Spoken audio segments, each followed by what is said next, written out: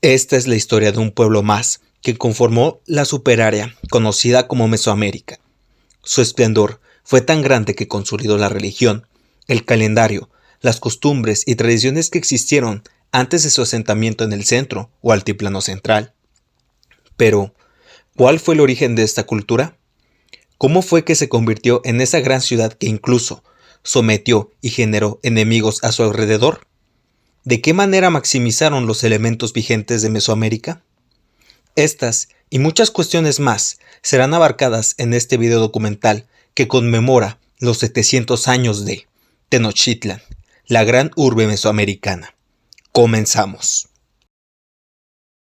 La cultura mexica ha sido una de las civilizaciones con mayor reconocimiento cuando se trata de conocer a los pueblos y culturas que conformaron Mesoamérica.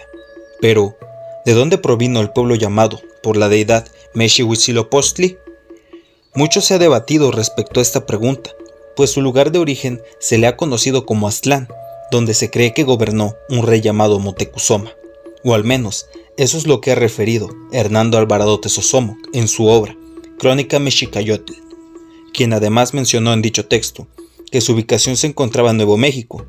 Sin embargo, este es su gran problema, puesto que dicho lugar no ha sido ubicado. Si acaso se ha teorizado que sus posibles ubicaciones se encontrarían en el noroeste del actual estado de Nayarit, donde se encontraba un territorio conocido como Aztatlán, pero hasta el momento no hay datos concretos que den con el paradero de aquel sitio que del náhuatl quiere decir lugar donde abundan las garzas o la blancura. Asimismo, se creía que en la cercanía de este lugar se ubicaba una cueva conocida como Chicomostoc, que quiere decir el lugar de las 7 cuevas. Pero de nuevo hay imprecisiones respecto a este dato, puesto que la tira de la peregrinación, o también conocido como el Códice Boturini, representa 8 tribus que partieron de este sitio, las cuales serían la de los Huejotzincas, los Chalcas, Xochimilcas, Malinalcas, Tlahuilcas, Tepanecas, Matlacincas y los que pronto serían llamados Mexicas por designio de su dios patrono. La partida de esta tribu pudo comenzar cerca del año 1111 después de Cristo, con alrededor de 11,000 individuos que partieron de dicho lugar y se estuvieron asentando momentáneamente en diversos lugares en la búsqueda de la señal en la que habrían de erigir su morada. A la par de estas movilizaciones, sus asentamientos más importantes en el ámbito religioso y ceremonial fueron Coatepec, Apaxco y Tecpayocan. Esto porque en los años de 1165, 1217 y 1264 se llevaron a cabo las festividades del Fuego Nuevo, cuya importancia recalca en el comienzo y fin de un periodo de tiempo. No obstante, este grupo no sería bien recibido, y muestra de ello se documenta en su estancia en Chapultepec por allá de 1279, donde fueron corridos 20 años después. De igual forma, otro de los problemas que enfrentarían este tipo de migraciones serían las batallas que se llegaran a presentar, ya que uno de los motivos difíciles que vivieron en Tecpayocan fue un conflicto armado donde se registra que murieron los guerreros Tecpatzin, Huitzihuitzin y Tetepatzin. Pero volviendo a la estancia de Chapultepec, muchas personas optaron por habitar este lugar por las condiciones de vida que recordaban el ambiente del que sus antepasados provenían. Sin embargo, los pueblos aledaños planearían sitiar a este grupo allí mismo para someterlo y exterminarlo. Entre estas naciones se encontraba la Tepaneca, Culhua, Xochimilca y el señorío de Azcapotzalco, las cuales enfrentarían la guerra propiciada por Copil, quien se dice que era sobrino del dios patrono Mexihuitzilopochtli y llamó al pueblo elegido a combatir a sus acosadores, cosa que fue perjudicial, más aún si mencionamos que el dicho Copil sería muerto por el mismo Huitzilopochtli, cortándole la cabeza y dejando su corazón al Teomama Cuautlequetzli, ya que dicho órgano debía ser arrojado a un tular, el cual tendría el simbolismo del origen de su próxima ciudad, Tenochtitlán. Tras la salida de los mexicas de Chapultepec, se establecerían en las inmediaciones del señorío de Culhuacán, donde intentaron hacer una alianza con el señor Coxcoxtli, pero los habitantes de esta región los enviaron a Tizapán, donde la intención era que las serpientes eliminaran a los migrantes. Pero el plan salió contraproducente y los mexicas vieron en estos reptiles un platillo para su subsistencia. A medida que pasó el tiempo, los mexicas comenzaron a emparentarse con los culhuacanos y a hacer su vida en este territorio. O al menos eso pasaba hasta que en 1323 el dios Huitzilopochtli le ordenó a su pueblo que se pidiera la mano de la hija del señor Achitometl, quien además sería considerada como Yaocíhuatl o la mujer guerrera. Esto con el objetivo de que la doncella fuera sacrificada y los culhuacanos asistieran a esta ceremonia y alabaran así a una nueva diosa. Pero este acto, desde luego, no sería bien recibido y esto provocó otra salida forzada. Finalmente, en 1325, los mexicas llegaron a un islote de la Cuenca de México, de donde podemos resaltar el siguiente cántico. Llegaron entonces, allá donde se yergue el nopal. Cerca de las piedras vieron con alegría cómo se ergía un águila sobre aquel nopal. Allí estaba comiendo algo, lo desgarraba al comer. Cuando el águila vio a los mexicas, inclinó su cabeza. De lejos estuvieron mirando al águila, su nido de variadas plumas preciosas, plumas de pájaro azul, plumas de pájaro rojo, todas plumas preciosas. También estaban esparcidas allí cabezas de diversos pájaros, garras y huesos de pájaros. Siendo este el comienzo de un poderío del que pronto sería el centro urbano más importante de Mesoamérica en el horizonte posclásico.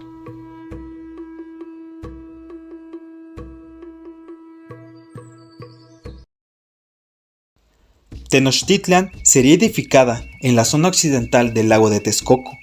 No obstante, este territorio estuvo en posesión del gobierno de los tepanecas y por ello los mexicas les pagaban tributo con su fuerza de trabajo o bien colaborando como sus mercenarios. Dicho acuerdo se le planteó al señor tepaneca de Azcapotzalco, Tezosomoc, y él aceptó. Por otra parte, el primer gobernante de la próxima gran urbe mesoamericana sería Tenochtli o Tenoch, cuyo nombre significa tuna de piedra o tunadura, cuyo gobierno duraría 39 años, puesto que en 1363 moriría. De hecho, se estima que una de las razones por las que a esta ciudad se le llamó así fue para conmemorar a su primer líder, cuyo significado sería el lugar de Tenoch. No obstante, otros términos que se le han otorgado son los siguientes: lugar del tunal en la piedra o lugar de tuna sobre piedra. Esta metrópoli tendría una división de calzadas bastante peculiar, pues los mexicas construyeron 4 caminos que dirigirían a su recinto, teniendo en el norte la calzada hacia el Tepeyac, en el sur la conexión hacia Ixtapalapan o Iztapalapa. Hacia el oeste se dirigía el camino que conectaba a Tlacopan y Chapultepec, y hacia el este se encontraba la llegada al muelle del lago de Texcoco. Como es de esperarse, la inspiración para que Tenochtitlan fuera edificada fue tomada de los vestigios que se encontraron en la deshabitada Teotihuacán, donde se tomaría en cuenta el aspecto religioso para darle un sentido cosmológico a esta sede, colocando en el centro los basamentos piramidales que integrarían el templo mayor, referidos a Huitzilopochtli y a Tlaloc, y que emulaban a los cerros. Por una parte, al cerro Coatepec vinculado con el dios Huitzilopochtli y por el otro costado a Tlaloc. Su ubicación y espacio se enfoca en el cerro Tonacatepetl asimismo. Este basamento dedicado a Huitzilopochtli y Tlaloc refiere a una conexión con el plano celestial y a su vez con el inframundo. Y por ello es que este sería el punto de partida de las 4 regiones en las que los nahuas creían que el mundo se dividía. Ahora es momento de conocer a los gobernantes que rigieron luego de la muerte del líder Tenoch, pues se convocaría a la elección de un tlatoani, designándose en 1376 a una persona de ascendencia tolteca por vía materna. Fue sugerido por el nuevo señor de Culhuacán, Nauyotl, quien además apoyó a los mexicas en su estancia en Tizapán. Este nuevo líder sería Acamapixtli Itzpapalotl, hijo de un mexica de nombre Opochtli, quien se casó con la doncella Atotostli. En su gobierno se emprendieron conquistas y luchas con territorios como Chalco, lugar en el que darían comienzo las guerras floridas, que durarían alrededor de 8 décadas. Prosiguiendo con las conquistas, los territorios caídos por los mexicas en nombre de los tepanecas fueron Xochimilco, Mixquic, Cuitláhuac y Chimalhuacán, poblados cercanos a la Cuenca de México, así como también Cuautinchán fue subyugada a este nuevo poderío a pesar de que su ubicación se encontraba en el actual estado de Morelos. Se estima que Acamapixtli tuvo como esposa a una noble culhua llamada Ilancuehuitl, con quien no tuvo hijos y por ello se tuvo que casar con otra mujer más, y cada uno de los 20 jefes de los calpulis mexicas le entregaron a una de sus hijas para consolidar un linaje que gobernaría Tenochtitlán, y por ello es que se cree que pudo tener cerca de 100 hijos declarados como Tlazopipiltin o hijos preciosos, lo cual traería problemas a futuro cuando el líder muriera. Para 1396, tras la muerte del líder Puñado de Cañas, se pondría elección al siguiente Tlatoani y se designaría a Huitzihuitl como el futuro líder. En su liderato, los tributos a los tepanecas se convirtieron en, más que nada, productos simbólicos y religiosos. La edificación de Tenochtitlán se extendió debido al crecimiento de su población.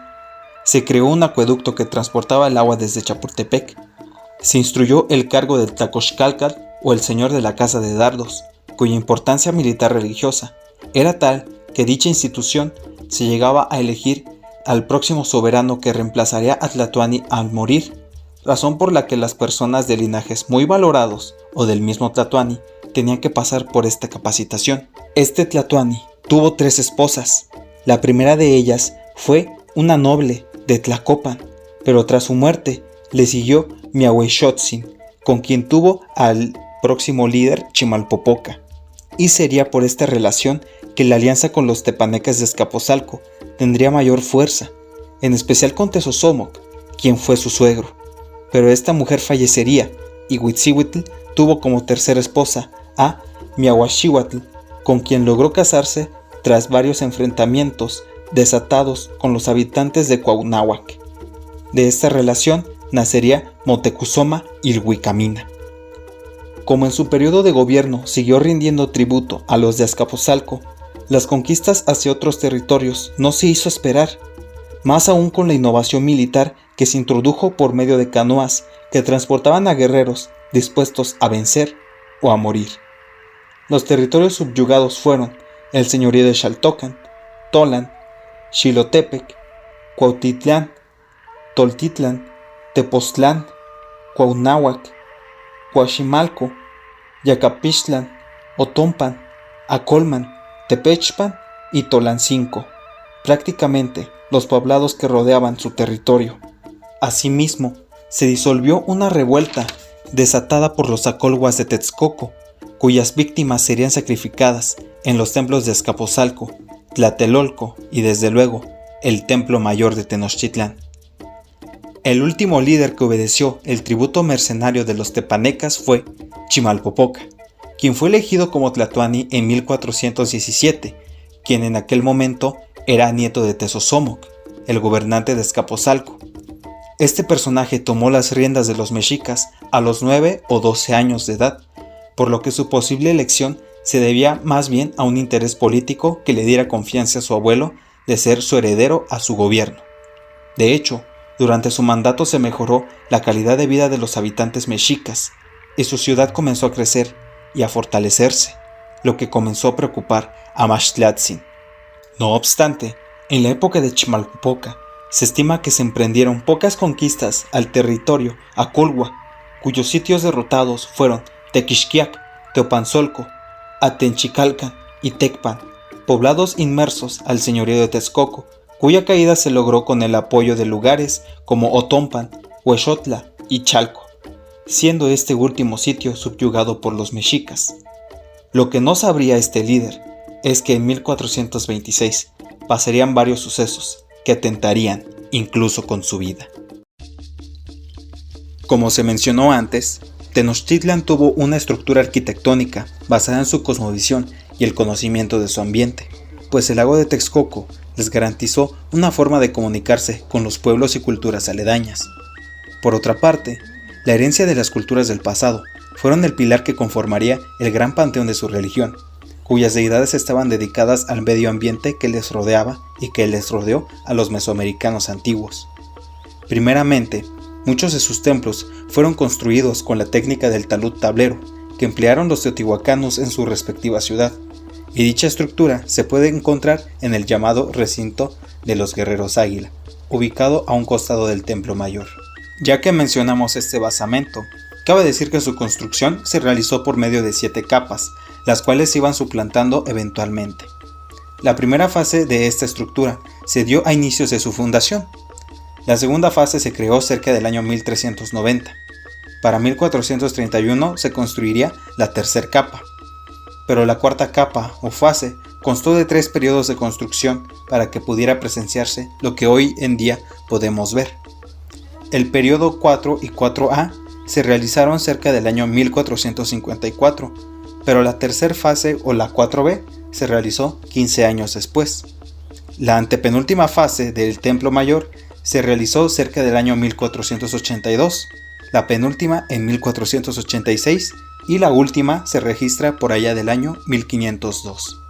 Los materiales requeridos para las expansiones del pueblo fueron el tezontle, un tipo de piedra volcánica de color rojo por lo general, cal, tierra, piedra caliza, arena y madera, y su ingeniería estuvo al cargo de los mexicas, además de los pueblos aledaños a la cuenca y sobre todo de los texcocanos que apoyaron en la construcción de la fachada principal a mitad de lo que es el siglo XV. Para la fachada posterior se requirió el apoyo de la gente de Tlacopan. Los de Chalco colaboraron con el lado sur y por la parte norte los xochimilcas. Regresando al ámbito religioso, se estima que los mexicas adoraron alrededor de 2000 deidades, atribuidas a los elementos naturales y sus derivados, por ejemplo al maíz, que era vinculado con Quetzalcóatl, Xilonen o Chicomecuatl, el maguey con la deidad conocida como Mayahuel, la fertilidad con Xochipilli, o también relacionado con deidades femeninas y masculinas como las ya antes mencionadas, pero en mayor proporción estos cultos se arraigaban con la tierra, el agua, el viento, el fuego, la vida, la muerte e incluso en la guerra.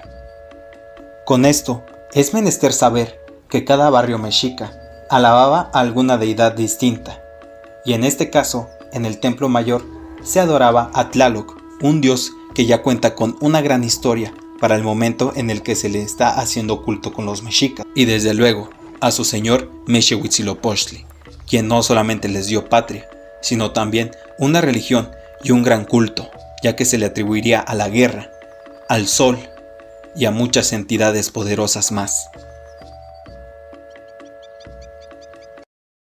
Como ya se ha contado anteriormente, los mexicas residían y conquistaban en nombre de los tepanecas de Azcapotzalco.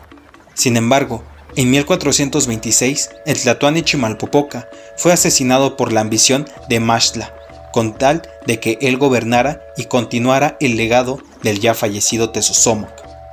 Después de esa tragedia, fue elegido Ixcoatl como tlatoani a su edad aproximada de 47 años. Antes de que influyera en este puesto político, ya tenía experiencia militar, ya que era el Tlacoxcalcat de Tenochtitlan. Era hijo de Camapixtli y de una ex esclava de Azcapotzalco. Así que, para poder vencer a sus allegados, Ixcoatl estableció alianzas con poblados cercanos, siendo estos los tepanecas, pero de Tlacopan o Tacuba, quienes eran regidos por Totoquihuastli, cuyo pueblo también estaba enemistado con Maxtla. Así se emprendería una guerra contra los tepanecas de Azcapotzalco en 1426. Con el consejo de Tlacaelel y Motecuzoma Ilhuicamina, se consiguió enfrentar al pueblo que por mucho tiempo los acogió, y para 1428, Azcapotzalco fue vencida con el apoyo de los texcocanos, quienes eran apoyados por un joven de nombre Netzahualcoyotl, quien tiempo atrás se deslindó de los tepanecas de Azcapotzalco, y se pronunció en contra de ellos por el asesinato de su padre. En esta lucha, Maxtla murió, y Azcapotzalco pasó a ser un territorio que exportaría esclavos, marcando esto también el comienzo de la expansión de los mexicas. Posteriormente, líderes aculhuas o tepanecas como Coyohuacan o Cuexcuex se alzaron en armas en contra de Netzahualcóyotl por su alianza con los mexicas, pero serían derrotados, esfumando así lo poco que quedaba del poderío tepaneca de Azcapotzalco. Sería el mismo Tlacaelel quien haría de su cultura un emblema místico y militar, además de atribuir a su gente como el pueblo del sol. Este hombre fue el seductor de su patria, ya que logró convencer a los mexicas y al líder Itzcoatl de expandir el territorio y su hegemonía en la cuenca de México e incluso en lugares que se ubican en los actuales estados de Morelos y Guerrero, tal y como se ve en este mapa. Estos dominios se conseguirían a través de la administración, conquistas y repartos del territorio pactado por los gobernantes de Texcoco y de Tlacopan, los cuales, junto con México Tenochtitlán, formarían la Excantlatoloyan, o también conocida como la Triple Alianza. Por parte de Netzahualcóyotl de Texcoco, se apoderó del antiguo dominio de Culhuacán, en el oriente del lago de Texcoco, mientras que a México Tenochtitlán le correspondieron las tierras de su lado occidente, dejando una porción a Tlacopan.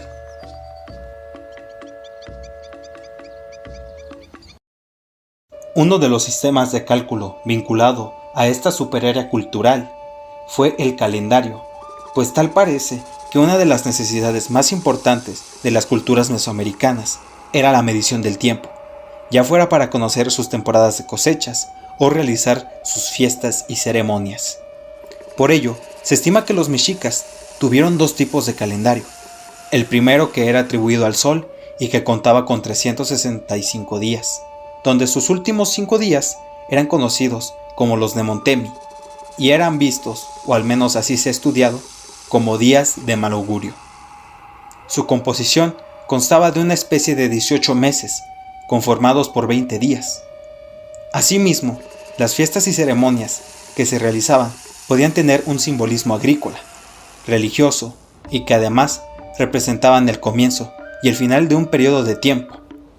Por ello es que se ofrendaban incluso la vida de animales y personas a alguna de sus deidades, con el fin de que les concedieran alguna necesidad o bien se mantuviera un orden natural.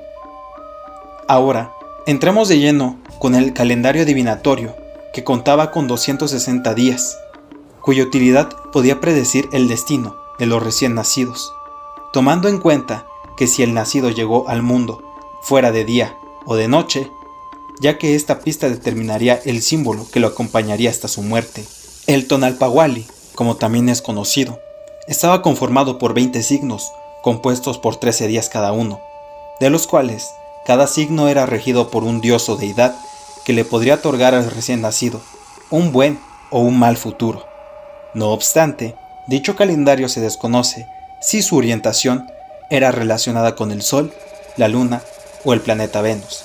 Una característica importante de los calendarios era que al llevarse 52 años se realizaba una fiesta importante, la del Fuego Nuevo, representada como una atadura, la cual era el simbolismo y el indicador del fin de un periodo de tiempo que abría paso a otro periodo nuevo.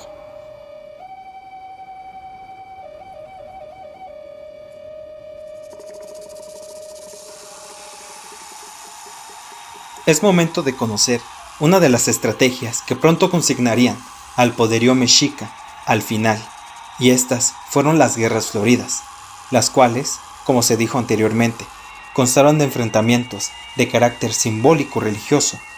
Su comienzo se ubica en Chalco, y por 8 décadas, su dinámica se organizaba entre los nobles de Tenochtitlán y la región antes mencionada.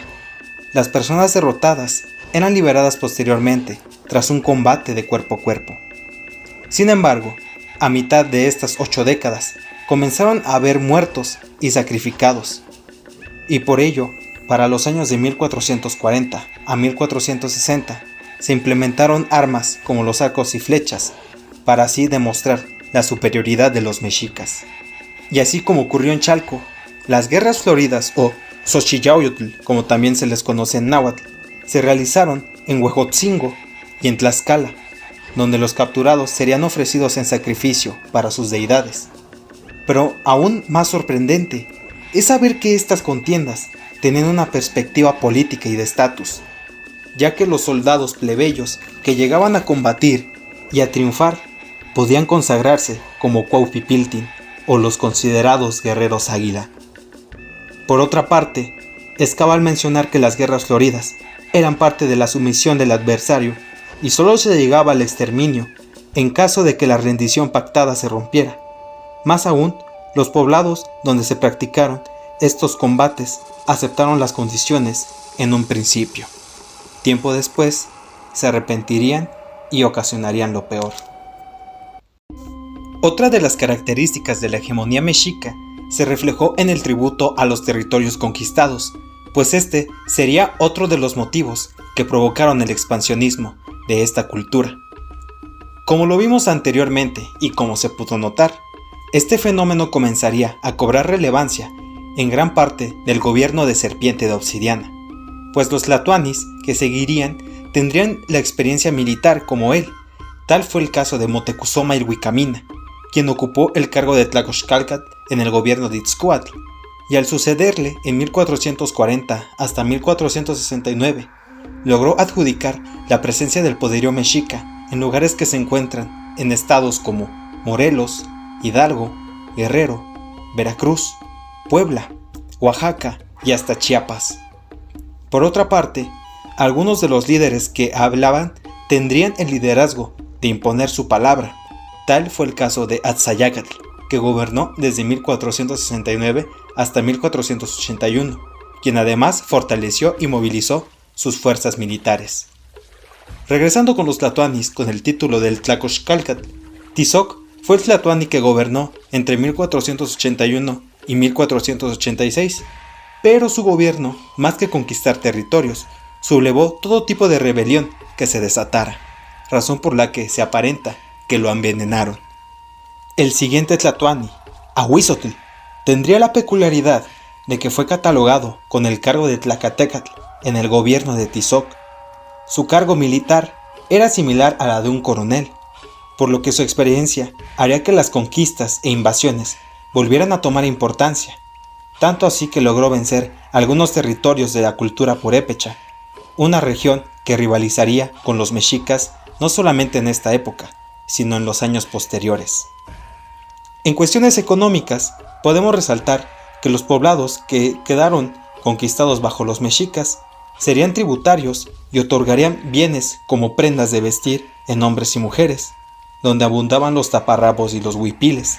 De hecho, también se adquirieron objetos muy avaluados como las piedras preciosas, plumas de ave, las pieles de animales, servicios especiales e incluso objetos de metalurgia como fueron las piezas de oro.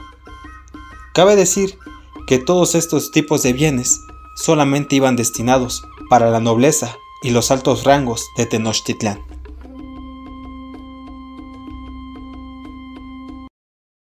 En 1519, unos extranjeros llegaron a este territorio que les era desconocido. Entre estas personas, su líder fue Hernán Cortés, un español que procuró estudiar leyes y que se formó como un militar. Su ejército se conformó al principio de 508 soldados, 16 caballos y 14 armas de artillería, además de contar con la ayuda de una mujer que les serviría como una intérprete. Ella sería rebautizada después como Marina, pero también es conocida como Malintzin o la Malinche. Tras combatir a varios poblados indígenas, muchos de sus pobladores optaron por aliarse con estas fuerzas extranjeras, como fue el caso de los tlaxcaltecas, los chalcas y los huejotzincas, solo por mencionar algunos que se fueron adhiriendo. Regiones que compadecían por el pacto de la Xochiyaoyotl, como ya lo notamos antes, las cuales se iban cansando del poderío mexica que les era implicado. Este odio crecía más y más, sobre todo ante las alternativas tan tiránicas que, al menos eso, acusaron de Moctezuma Xocoyotzin desde que entró al poder en 1502. Cuando Cortés y sus aliados salieron a Tlaxcala e iban en camino hacia Tenochtitlán, una tierra descrita de riquezas, quedaron retenidos en Cholula. Pero el 18 de octubre de 1519 se perpetró una matanza que pudo acabar con 4,000 o 6,000 personas cholultecas, e incluso muchas de estas personas terminaron siendo capturadas por los tlaxcaltecas y demás aliados indígenas de Cortés. Para el 8 de noviembre de 1519, tanto el ya mencionado Moctezuma como Hernán Cortés se vieron las caras en la ciudad de Tenochtitlán en medio de la presencia de 200 señores, entre ellos los de Ixtapalapan, Texcoco y Tacuba. El recibimiento fue exótico, pero la intención era más visionaria de lo que los mexicas pensaron. Ante este hecho, se estima que Moctezuma fue leal al español, tanto así que permitió que algunos símbolos cristianos y católicos fueran colocados en sus inmediaciones, y desde luego hubo mexicas inconformes con esta presencia. No obstante, Moctezuma estuvo custodiado por Cortés y sus aliados, hasta que en 1520 el español tuvo que irse a Zempoala y fue llevado por Pánfilo de Narváez a Cuba por hacer su expedición sin la aprobación del señor Diego de Velázquez. Por ello, Pedro de Alvarado quedó como el encargado de la situación en Tenochtitlán. En 1520, y mientras se celebraba la ceremonia del Toxcatl, se emprende otra matanza caótica, donde incluso muchos mexicas fueron decapitados. La duración del terror se registró en 3 horas. Para el 24 de junio de 1520, Cortés regresó a Tenochtitlán con más de 1,000 hombres que le ayudarían en sus labores. 5 días después, Moctezuma sería asesinado, ya fuera por su pueblo o por los mismos españoles. Así, el ejército estaba preparado para salir en la lluviosa noche del 30 de junio, pero serían descubiertos y posteriormente fueron atacados. Solo Cortés y algunos de sus soldados, fueran europeos o indígenas, e incluso algunos de sus generales, llegaron ilesos hacia varios lugares. En el caso de Cortés, llegó a Popotla, perdiendo a una gran parte de su ejército, rehenes mexicas y diversas riquezas, motivos por los cuales el conquistador lloró en un árbol, o al menos eso se ha creído. Para mayo de 1520, los europeos llevarían otra arma poderosa a Tenochtitlán, la viruela, la cual acabaría con la mayor parte de la vida de sus habitantes, incluso de su líder Cuitláhuac. La morada de los mexicas comenzó a ser sitiada, y finalmente, el 13 de agosto de 1521, el destino de esta cultura, que logró retomar y fortalecer la religión y el calendario de sus antepasados, aquellos que alguna vez dominaron sus alrededores, se consumó, abriendo así el comienzo del fin de la superárea conocida como Mesoamérica. Luego del abrupto final que tuvieron los mexicas, su historia trató de reconstruirse gracias a los informantes de Fray Bernardino de Sahagún y demás evangelistas que intentaron conocer el pasado de los indígenas. En los siglos que albergó el virreinato de la Nueva España, se fueron encontrando piezas correspondientes a su arte, y un gran ejemplo lo podemos encontrar en 1790, cuando se encontró en los alrededores de la Catedral Metropolitana varios objetos de piedra, entre ellos el tan famoso calendario azteca, el cual fue estudiado en el siglo XIX, y le dedujeron una importancia simbólica, religiosa y hasta astrológica.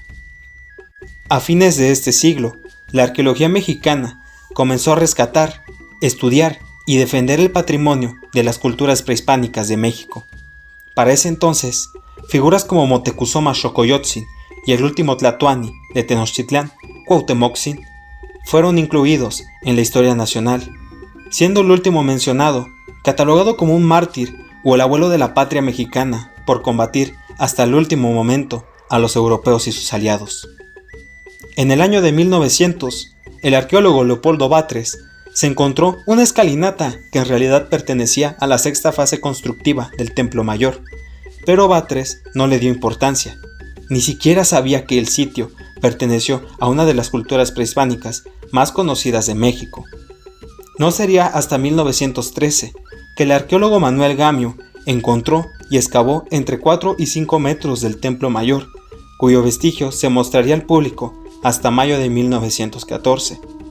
No sería sino hasta 1978 que unos trabajadores de la compañía Luz y Fuerza encontraron el monolito de la Coyolxauhqui, que según la mitología fue cortada por su hermano Huitzilopochtli cuando éste nació.